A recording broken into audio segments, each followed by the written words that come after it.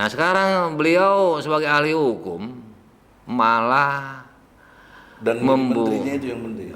ahli hukum dan menteri, pakar lah beliau itu. Kita nggak bisa nggak boleh sanksikan. Cuma masalahnya tidak menurut perseptif kita, perspektif pejuang hukum di TPUA minimal paling tidak itu dia tidak menggunakan ilmunya untuk yang baik.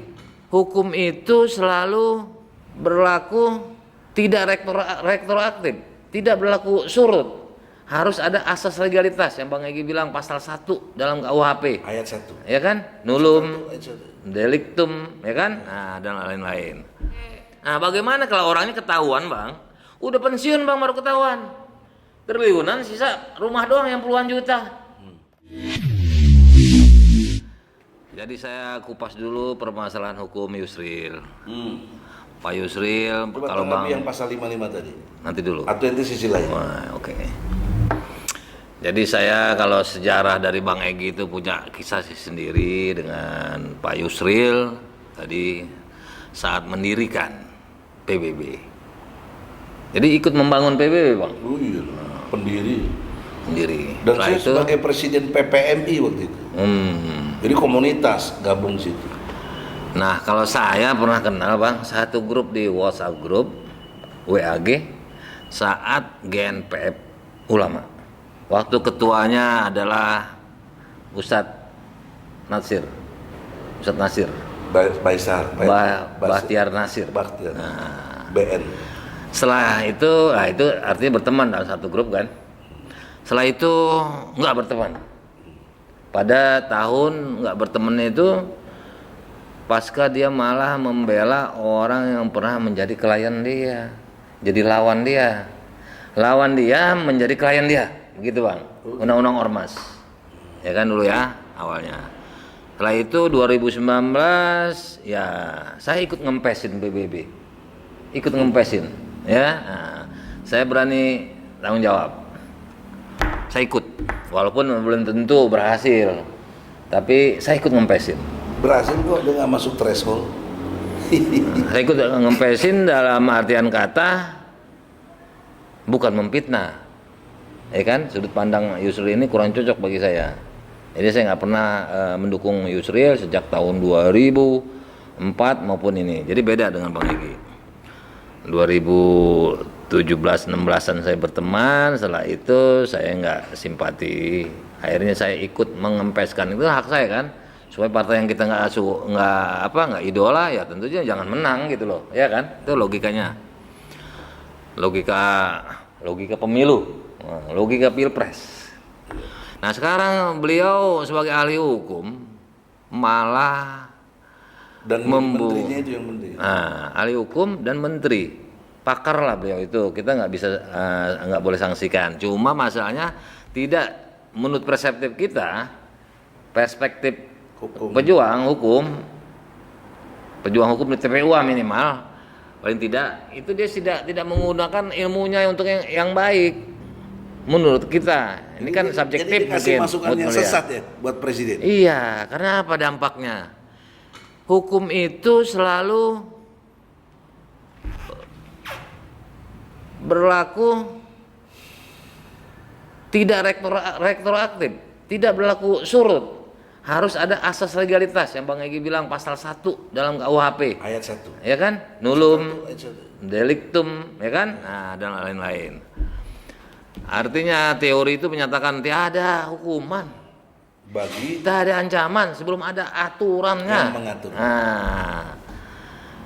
Kecuali HAM retroaktif. Ini tidak retroaktif. Asas legalitas, asas legalitasnya apa kalau ini segera dilaksanakan? Prabowo terkecoh, yang Bang Egy bilang bukannya nggak ngerti, dia sudah percayakan. Tadi lukisan dipercayakan sama Pak Blijon, urus dong gitu kan? Iya. Menurut pendapat Bang Egy ini juga begitu. Nah, cuma pesanan siapa nih? Orang yang banyak salah itu kan rejimnya kemarin, yang ada titipan orang-orangnya. Dikatakan orang-orang yang titipan. Kalau istilah saya itu ya, ini pendapat hukum saya, Muhaimin CS, ini gitu. Itu ada. Jadi kebanyakan kan artinya kabinet Prabowo kan belum punya salah ke depan. baru sekarang. nggak bisa diadili. Berarti yang ada sana jangan-jangan itu yang menjadi dalam konteks usulan itu jangan-jangan kepentingan rejim masa lalu. Nah, Prabowo oke, padahal itu banyak melanggar. Pertama, asas legalitas. Kedua, negara Indonesia adalah negara hukum, Rechtsstaat bukan Machtstaat. Kalau seperti ini berarti kekuasaannya Pak Presiden, kekuasaannya para pimpinan saja. Mau maafkan sudah, apalagi pakai nanti kita buatlah strategi, kira-kira begitu isinya, supaya jangan ya ketahuan publik lah. Itu sudah melanggar asas good governance. Tentang transparansi, keterbukaan, sudah melanggar. Pemerintahan yang bersih. Padahal pemerintahan bersih, prinsip-prinsip moral terhadap penyelenggara negara harus baik. Sehingga prinsip-prinsip itu 9 atau berapa kalau dipecah bisa 11, 13. Salah satunya transparansi. Itu ada di undang-undang. Salah satunya banyak di undang-undang itu. Salah satunya di undang-undang nomor 28 tahun 1099 tentang penyelenggaraan negara yang bersih, bebas dari korupsi, kolusi, nepotisme. Ada prinsip itu. Dan kita udah laporin si Usman waktu itu. Jadi kayak itu jadi hilang. Jadi berarti ulang itu pertama harus ada amandemen, Bang. Ya kan? Terus Pancasila lagi keadilan. Jangan nanti Pancasila jadi dikerdilkan. Karena sudah melanggar asas keadilan, melanggar sumber hukum UUD 45. Yang bahaya kalau sila pertama ketuhanan diganti dengan keuangan yang Maha Esa. Waduh. Artinya ketika menyentuh keadilan saja sudah hancur, tentu melanggar semua asas tuh. Iya, pasti. 1, 2, 3, 4 dan Pasti. 5 include. Nah, jadi seperti itu. Terus melanggar lagi apa, Bang? Pola tuntutan.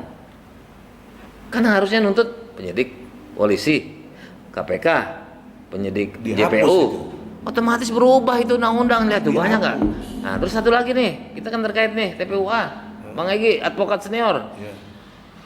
Ya kan? Itu undang-undang advokat tujuannya membela. Kalau sudah penguasa turun langsung tawar-menawar, jadi kayak debt collector, maaf tanda kutip nih. Ya kan? Hapus fungsi advokat. Rubah lagi advokat, rubah lagi undang Polri, undang KPK, undang-undang kejaksaan.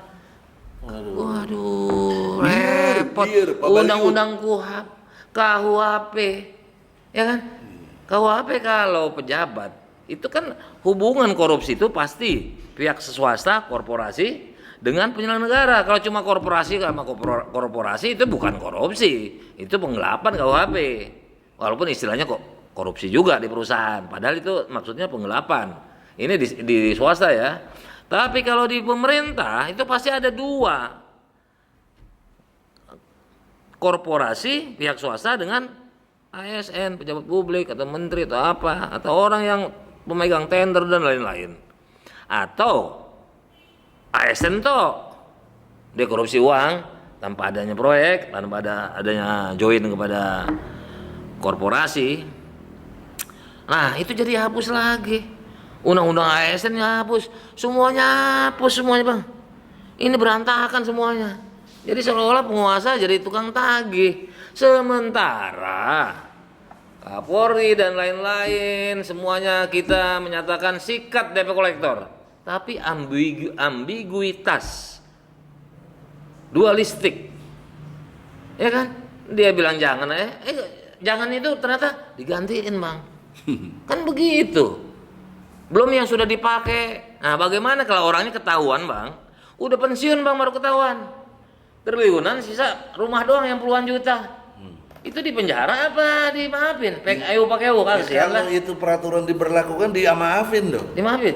Yang penting dia bayar kembali nggak seberapa, nggak semuanya, orang nggak ada gimana nggak ada. Nah, itu dan Bang, ingat tuh Bang, pelacakan untuk itu investigasi, penyelidikan, belum penyidikan nih, belum dik, baru leak. Itu sudah makan biaya. Yang Singapura ya jangan ada, karena infonya ada, ternyata udah dijual, habis. Belum yang digelapin semua. Sisa rumah. Uang udah banyak keluar ke Swiss, kan Interpol kan, main kan. Tuh, kayak gitu. Jadi nih apa tujuannya mau dibuat nih semuanya nih? Karena apa?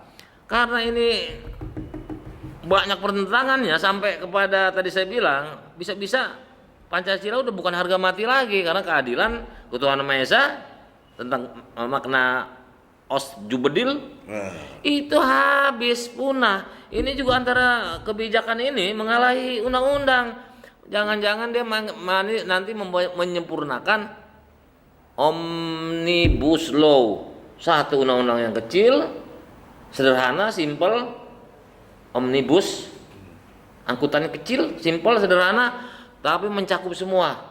Terus bagaimana kalau bertentangan? Ada undang-undang bertentangan, langsung aja kepres tuh cukup.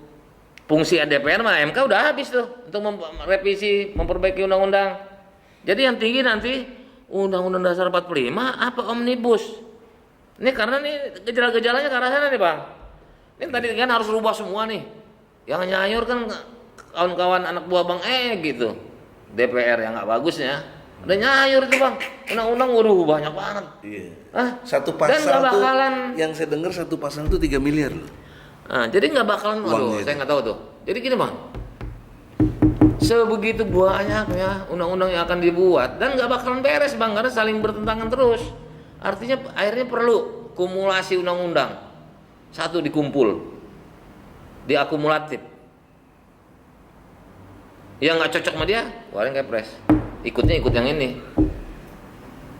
Nggak dipandang lagi padahal MK itu objek MK adalah undang-undang bertentangan kepada UUD 45. Jadi kalau ada undang-undang bertentangan dengan omnibus tapi tidak bertentangan kepada UUD 45, digugurin aja Bang. Padahal nggak bertentangan. Itu yang ngeri Bang. Ini akhirnya ke sana karena semua nih undang-undang jadi kacau, undang-undang Polri, undang-undang kehakiman, tadi kan asas government, bahkan jangan-jangan TAP MPR tentang etika. Karena itu kan pejabat banyak tuh terlibat pasti, kalau korupsi itu pasti terlibat. Korporasi belum tentu. Nomor 6 tahun 2001. Jadi etika itu nggak diperlukan dan bingungnya bisa membatalkan mencabut TAP MPR kan susah. Abang yang jago tata negara gimana? Nggak bisa. Orang udah berlaku itu udah turun pada undang-undang. Enak aja bukan pada masanya ya kan? Nah, jadi saya rasa nih mudah-mudahan dengan masukan kali ini Pak Prabowo jadi dengar Bang. Oh iya ya, itu benar juga itu. Kalau benar, kalau anggapan nggak benar. Tapi kita berani debat nih, ya kan? Kita berani kan debat Bang?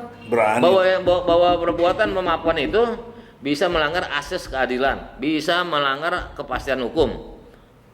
Manfaat ada tapi sedikit, artinya tidak bermanfaat. Harus bermanfaat hukum itu, dan berkepastian hukum, melanggar bermanfaat tujuan hukum keadilan. Iya, itu paling puncak hakikat hukum.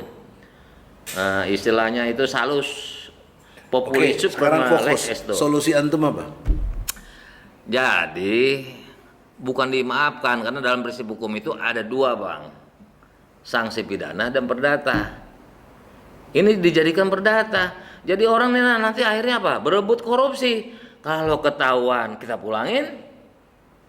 Jadi bagaimana? Jadi makin canggih nanti Bang antisipasinya terhadap perilaku korupsi si para koruptor ini bersiap-siap. Apa dia main kepada oknum-oknum penjahat ini, ya kan? Atau dia main tetap korupsi kan nanti dimaafin. Nah, itu tadi saya bilang berlomba sebanyak-banyaknya, tapi dia buat ini preparing, antisipasi terhadap itu. Jadi solusi saya hukum itu memang namanya pidana. Koruptor itu kan undang-undangnya aja yang mengatur adalah undang-undang yang boleh disebut tuh KPK itu antibody Bang, ya kan? Super untuk menangani super kejahatan. Apa istilah hukumnya Bang? Obstruk.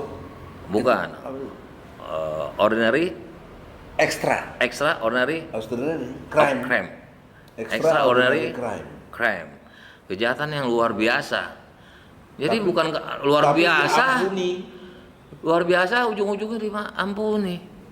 Dan itu melanggar tadi, melanggar KUHP, melanggar hukum acara juga berubah tapi tidak diubah. Nah, kalau mau dirubah tadi tuh Jadi lama sekali prosesnya. Jadi janganlah melanggar asas legalitas. Jangan mengajari gitu loh. Jangan mengajari, jangan mengajak orang. Ya mohonlah Pak Yusril atau Bang Yusril, kan dia lebih tua dari saya. Mungkin dengan Bang Egy sama apa gimana umurnya? Ya tua saya lah. Nah kalau dengan saya mungkin tuan Pak Yusril sedikit.